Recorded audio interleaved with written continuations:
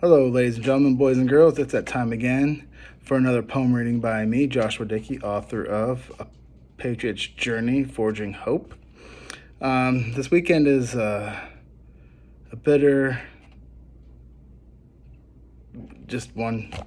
It's hard to really put words into what I'm really thinking, feeling. This is a time when, a lot of people get confused what this weekend's about. It's not about the veterans and they fought for our country. No, it's not about us, the people that are still alive. It's the people that gave their lives. It's to remember them. It's a time to honor and respect their sacrifices that they made, that we're free because of them. It doesn't matter what war it was, they gave their life for this country, and that's all there is to it, and they deserve respect. And because of that, a lot of people just really lost focus on what Memorial Day really is. They go, yay, we get a day off. Yay, it's barbecues. Yay, it's boating and jet skiing. And to be honest with you, you guys are pretty messed up for thinking like that. That's not the point. I mean, if you guys spent more time loving this country and less time worrying about what you have in your wallet or your bank account or what you did or, oh, look at my Instagram, and put more concern into your freedom that people are trying to slowly take from you, then we'd be much better off. So this turned actually into pissing me off because I really can't stand the fact that, yes, I sacrificed a lot for freedoms for people, but then I look at all the dummies in this country and I'm like, why? Man, it'd be so much better off if we just told them what to do. But I digress. I will be doing the right thing. I will be going to cemeteries, putting flags out, regardless if I know these people or not. They're brothers in arms. They're family to me. And I will make sure that these people get the ultimate respect that they deserve because they lived and they died for this country. Okay, now that I worked that out, now I will continue on with my poem reading. And this one is called Getting Hit Hard But Still Standing. 1 punch, 2 punch, 3 punch, 4, 5. Just keep on punching because you're still alive. I have been battle tested and put through the ringer. I survived road-type bombs with a remote trigger.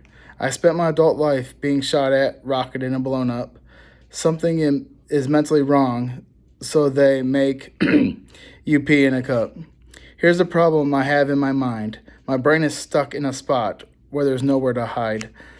I'll paint you a picture for you so it will become quite clear. It almost like I can see the enemy back near. Doctors say the more you talk about it, the less pain. It felt I'd rather get beat with a leather belt. It's that kind of pain.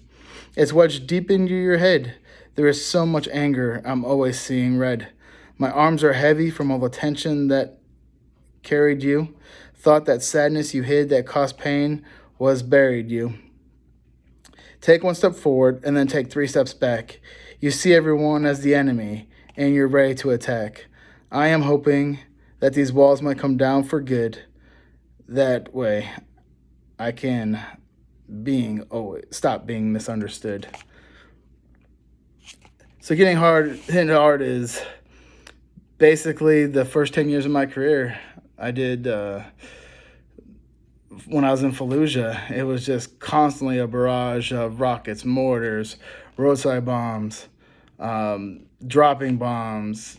Not a day went by when you weren't hearing gunfire and people shooting at you. And luckily for me, I was young, and it was just me and Tara, so I really didn't think of the consequences of my actions. Delaney, she may have just been born, so she may have been like 4 or 5 months old at the time. So I didn't really give that any mind, It's like, well, if I died, it'd be all right. Tara's young. she'll be all right. But the brain is only meant to take so many hits, and no one knows how many that is before it just says, hey, you know what? I think I had enough today. And luckily for me, every time I was able to come back home, I had a great support structure. So I would, let Tara know, hey, I'm going to be home around this time. I can't really tell you when, but around. So then she would leave, her support structure of being with her mom and her family, her brothers, and then she'd come back up to where we're stationed and meet me there. And then all of a sudden, there we are. We have our support structure back, or I have my support structure back. And, my rock that keeps me grounded and keeps me focused on, hey, this is what you want. Your family's here, your baby's healthy. Okay, now be a dad for a while. Get that, those nightmares and those feelings you have of just fear and hatred out of your way and continue on. And so for the longest time, that really helped having these kind of processes. And but as you get older in life, you stop looking past being young and being invincible. You start thinking, man, it's taking me weeks to heal instead of days. You stop, well, I'll always be Superman, but now Superman takes months to heal instead of weeks. And I just look at my former self, and sometimes it depresses me because even though I'm twice the man I used to be, that's literal, not figurative, because of weight. And it's kind of hard not to be upset by that, but I just tell Tara there's just more to love, and she needs to get over it. And but she understands the troubles and the conflicts that go on in my head. That I want to be out there with my dudes, but yet I still want to be able to have my head right, so when I come home, I don't mistreat everybody and everything around me. And when you can't treat people correctly, then that's when depression and suicidal thoughts and the war that you left there comes back home with you. And then you end up being that statistic of the 22 a day. And that's what I want to avoid. I want to avoid people becoming part of the statistic. I know life is tough. I know people struggle. Been there. I'm working through it still. Nobody's perfect. No one is going to be perfect. And no one's going to sit there and say, hey, this is the perfect plan. Because no one has one. It's just, hey, this is what's working for me. So if you want to get on board and be doing what I'm doing, then, hey, I will help facilitate in all that I can. But there's no formula out there. Once you have traumatic events, they can be less of a hold on you, but they will be there. And now it's up to you what kind of power you give them. All right, so the next poem is called Gone. This is by far probably, I'm probably going through somewhat of a dark time in my life when I wrote this one. I'll read what I was thinking and probably expound on it a little bit, but it's pretty much self-explanatory. Okay, Gone. I had this feeling that snuck up on me. It wasn't something anyone could see. I started not caring about my health. The only thing I thought about was wealth. I needed to have money after I was gone. I wanted my kids to have money so things don't go wrong. I thought about my death, but really didn't care if I die. It is because I have no real reason to try. I had a good life up until this point now. It would be hard to get much better, so how? I want my funeral to be as cheap as it can be. Toss me in the garbage or sea or any place that's free. First open up the floor for a good roast, then raise your glass for the toast. My only goal as a husband and dad was to give a life that I never had. I'm sorry I couldn't turn this tortured soul around. It's too late now, being 6 feet underground. I hope you know you got only the best of me. I hope that is obvious, and you don't have to struggle to see. So like I said, pretty obvious what I was thinking in that. But once again, they're dark thoughts. Never will I act on something like that. But not everybody is that strong. Some people get these thoughts into their heads and off they go to the races, and you got to try to catch them because they're falling quick. I didn't care about my health. I probably said in a different video that I was drinking a 12-pack of Code Red a day. Just stopped caring. I'm just like, whatever. Then I started looking at, after, I was already out, medically retired, I was like, man, what job can I do that can make the most money in the shortest amount of time? And I'll just invest it. And that way, say I do die of a heart attack, because I was gaining weight quick. I was getting up there. I was probably almost 3 bills. It got to a point where I was looking at pants going, whose are these? Like, I didn't think they were mine. And then I go put them on, and I'm like, damn, these things are tight. Not tight as in they're cool looking, like tight as in, man, these don't even fit me. And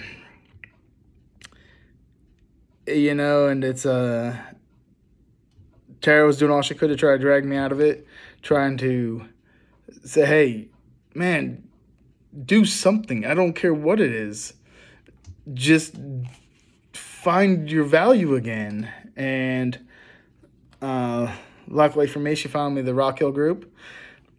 Got to be with them for a while, and that kind of brought me out of it a little bit, because I was getting winded walking to the stairs. Like, that's not even a joke either. Like, I'd walk like 25 feet, and I think I was like dying. It was crazy. But I'll just kind of read my thoughts real quick. It says, gone is about looking back on your life and being happy with how you lived it, or the things that happened while we're here on earth. And when you're gone, I just want to say that you lived the best version of yourself and provided a great life for you and your family. And when dead, you're not going to be around, so what's the point of spending a lot of money on your funeral? No point. So no longer is it a point. Just make it whatever is easiest on those people. Don't think about me, because who really cares? What I wanted is not for you guys to worry anymore and not have you guys in financial hardships or any type of suffering. And the main thing is just know that you were loved by me, and that was the most important thing. People that have these thoughts do not look at the consequences for their actions. They think they're only thinking of themselves. They only think, oh, okay, hey, I'm helping myself out. I'm easing my pain.